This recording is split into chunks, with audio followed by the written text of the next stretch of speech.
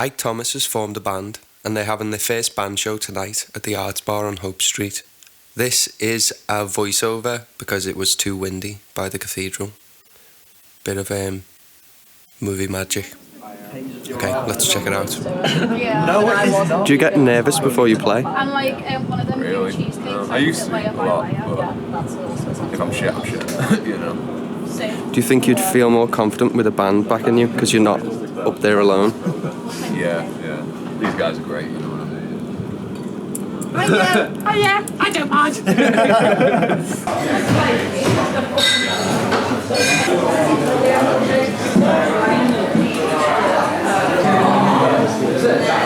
alright, you know.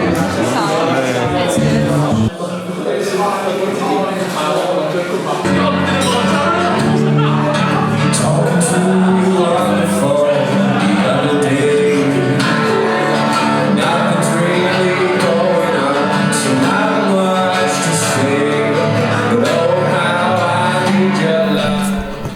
When musicians come together to form a band, often your influences and stylistic choices might not match up completely, and there might be an element of like growing pains or collaborative there might be clashes or something. How do you see yourselves kind of meshing together going forward, and how much do you think you fit together? That's an interesting question. Yeah, that's really good. I think personally we each have quite different like artistic backgrounds. Like me myself, I come from like rock, grunge, metal kind of like drumming style. So bringing that to a like folk band, a folk indie band, it's a bit strange, but it works quite well because I work quite well with dynamics, and a lot of Ike songs really lend itself to like building and swelling and things like that. And there's certain songs where it just pops off at the end. Yeah, it's really nice. And it works really well. I have a good time. Yeah. I think for me personally, I come from kind of like a kind of hardcore punk / like math rock like background, or kind of like emo music or whatever. But I've also got like same music taste like Ike, so like a lot of indie folk stuff. But I've worked with Will in the past before, so it was quite easy for us to kind of build up that bond back as musicians, because we worked with each other for years. Since we were like 17, 18, wasn't it? Yeah, and I think because we're all pretty naturally good friends, I think it doesn't really matter like what our differences are musically, because I think we all just generally have really good chemistry just naturally as friends. I think that kind of lends itself like into like the music as well.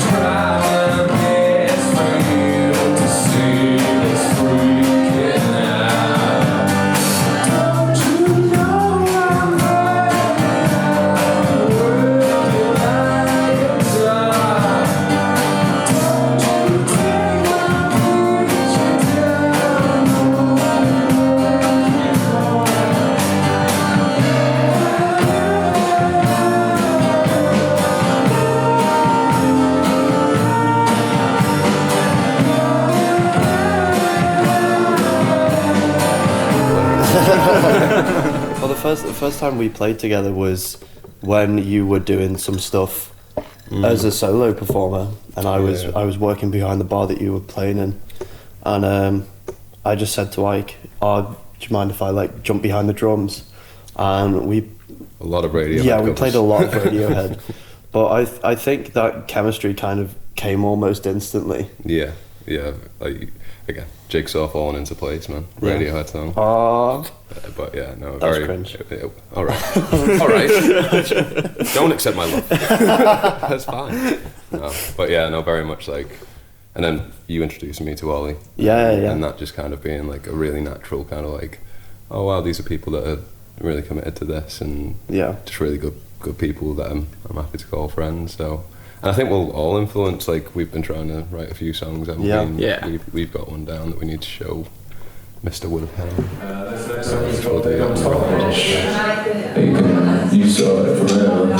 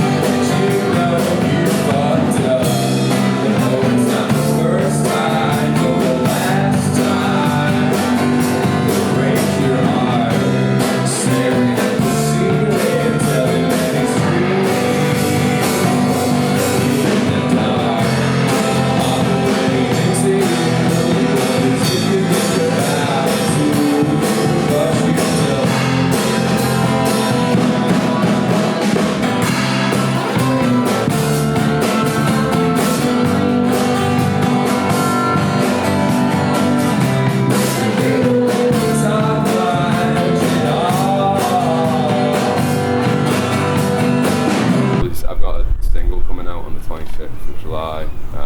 That's Here's to You, and I had a few different choices for the single release. Like the guys that were putting it out were like, "Oh, you know, what do you want to do?" And for me, I think Here's to You is just one of those that it's just, I don't know, it's very much me. You know what I mean, in terms of like the way in which I've come up with this chord sequence, and you know, used to those C majors. It's just major chords in general, major sevens, lovely. So, yeah, Here's to You would be the one. You know. But, yeah. I do want to shout out Paul Naz as well, like that Nebuchadnezzar. Oh yeah, that's great. So good, so good. So this is our first single, and it's called Here's to You. It's out in a week on the 26th of July.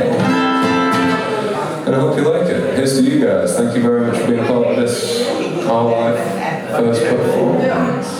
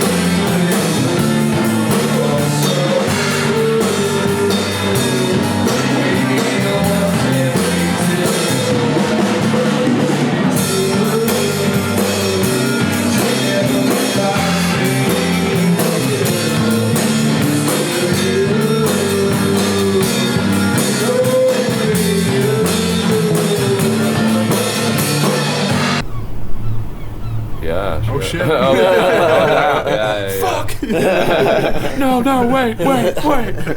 No, You yeah. get really granular over like album art and Yeah, so I've put up my own. It's going to be like my own like single artwork for it.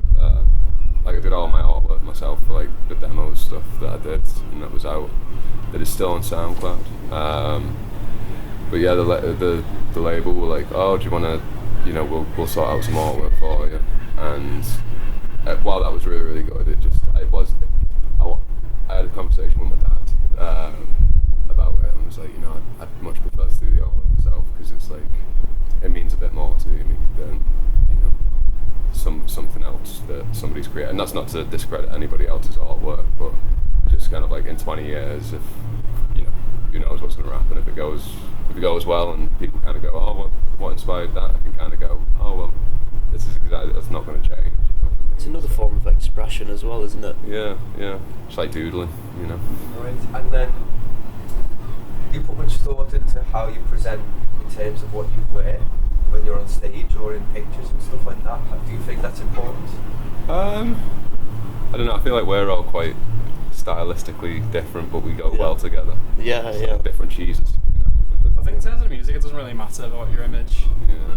But I think maybe from like a label side, maybe, or like, you know, in a businessy sort of standpoint, I think it probably matters a bit more. Yeah. It depends on the. I don't think it's something that we've given much thought to. We'll be wearing zoot suits. Oh my god. Danny Dyer shop.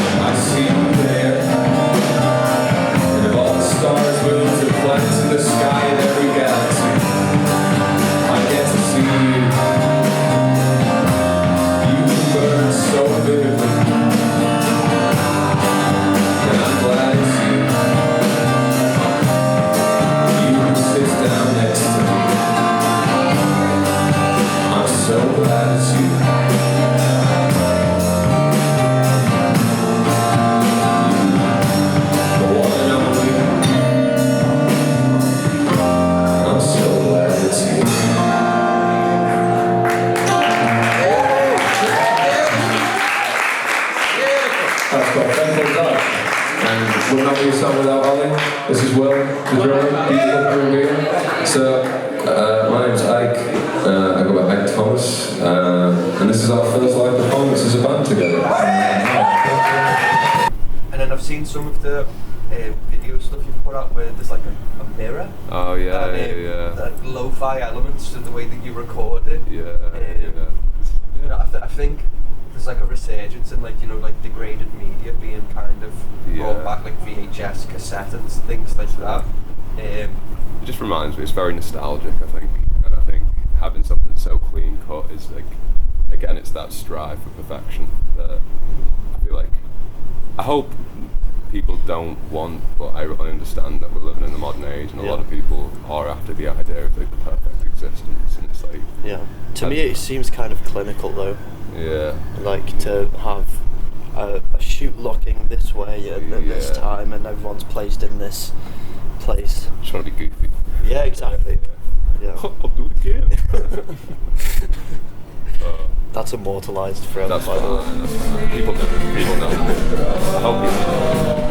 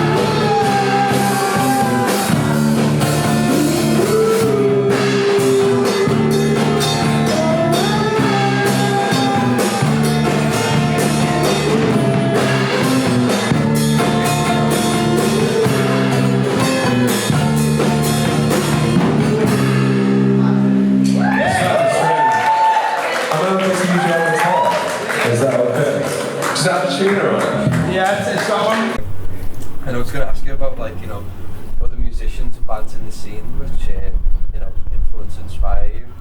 You mentioned Richie Lane, who I've spoke to recently. Yeah. I love Bad Fever, his song. Yeah, oh man, it's so great. good. He's one I've not heard before on Saturday just gone. Not Saturday just gone, but Saturday last week on Saturday. And I can't. It's the name of a woman.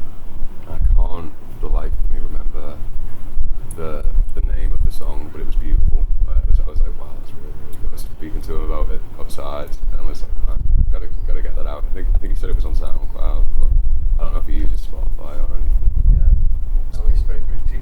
And then, so I've seen your band before, Mikey Rich.